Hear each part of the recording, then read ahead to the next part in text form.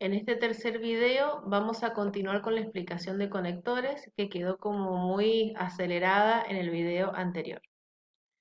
Los conectores son los mecanismos más importantes de la cohesión textual porque permiten relacionar enunciados, párrafos y organizar el texto, la información del texto y facilitar también la comprensión lectora.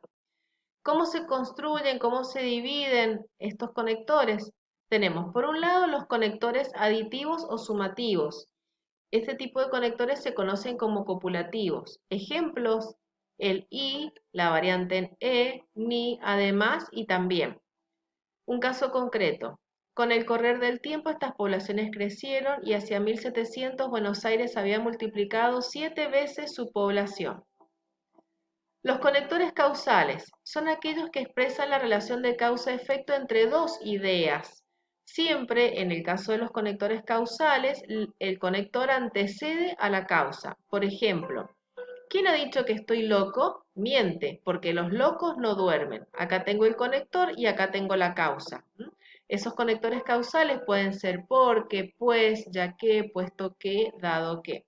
O, por ejemplo, puedo decir, porque está nublado, va a llover. O sea, ¿cuál es la causa de que vaya a llover? El hecho de que está nublado, para dar un caso como más sencillo.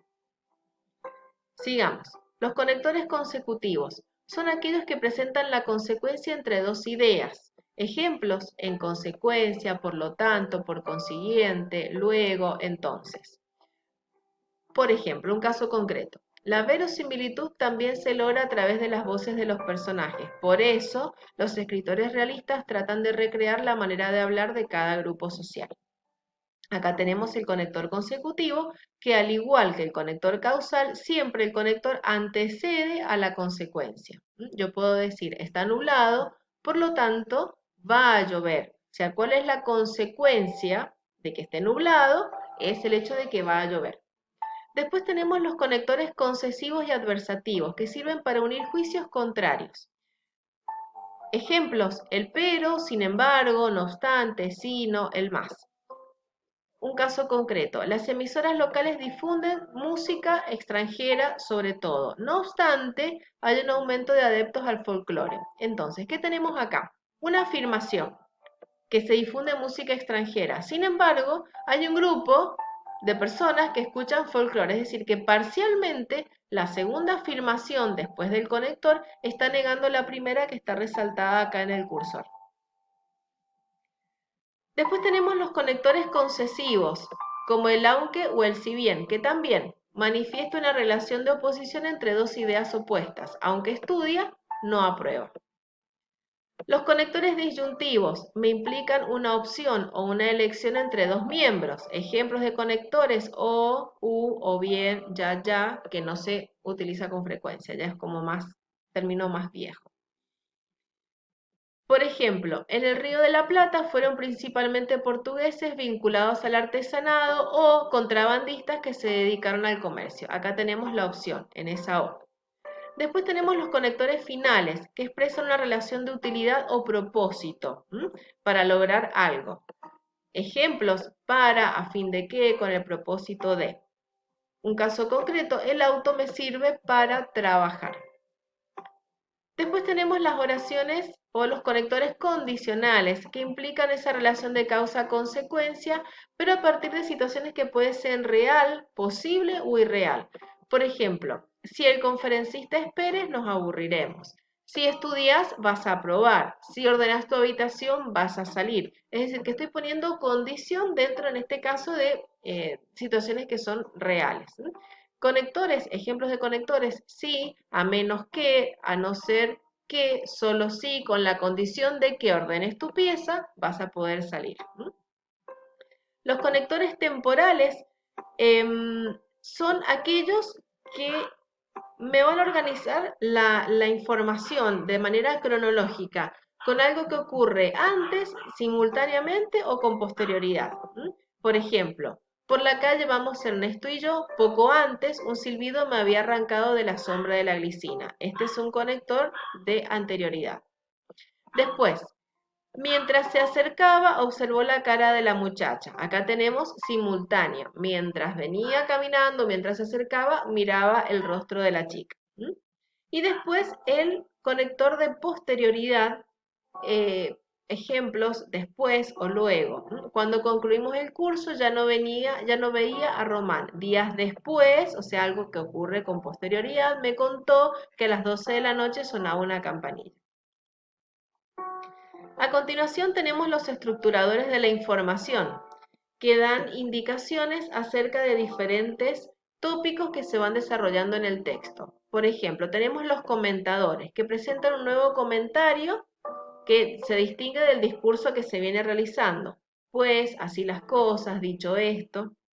Después tenemos los ordenadores de la información, que se agrupan o que se organizan de acuerdo a una jerarquía en el texto. Pueden ser de apertura, primeramente, en primer lugar, por un lado, de continuidad, seguidamente, luego, en segundo, en tercer lugar, y de cierre, finalmente, por último, en fin, para sintetizar, para finalizar, para concluir. Bien. Después tenemos los digresores que introducen un comentario lateral en el tópico principal del texto. Por ejemplo, por cierto, a propósito de, a todo esto, recordé tal cosa. O sea, me introduce un comentario lateral, no central.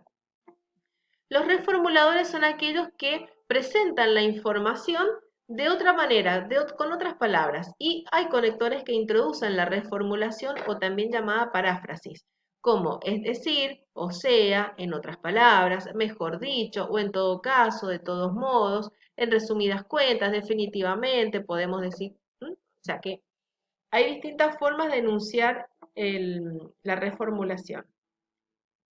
Esta clasificación que ustedes tienen acá no se agota, hay un montón de conectores más. Yo les he presentado acá un cuadrito para que a ustedes les resulte más fácil observarlos. Y tenemos por último, dentro de lo que es coherencia, cohesión, el último aspecto de todo texto que es la adecuación.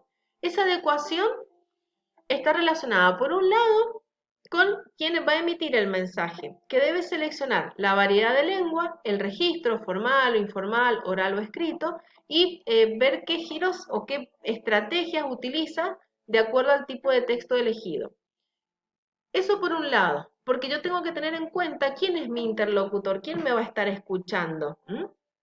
Tengo que tener en cuenta sus conocimientos, sus intereses, su edad. ¿Para qué? Para que el texto realmente cumpla con esa función, que sea interpretado, recibido por el interlocutor.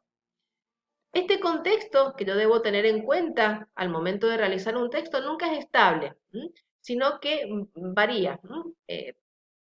También varía el soporte en el que aparecen los diversos textos que tenemos. Mensajes orales como en la radio, en la televisión, el cine, revistas, escritos, ¿no es cierto? El libro de textos. Ahora tenemos los soportes online, tenemos la comunicación por streaming, es decir, que hay un montón de variables que influyen en esa adecuación.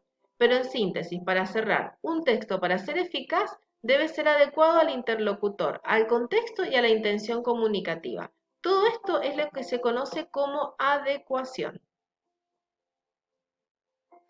Nos queda ver esta idea de la progresión temática, ver la idea de texto, párrafo, tipologías textuales, superestructura narrativa y las categorías canónicas y expositivas, que lo vamos a ver en un próximo video. Espero que esto los esté ayudando y esté colaborando en la comprensión de este tema.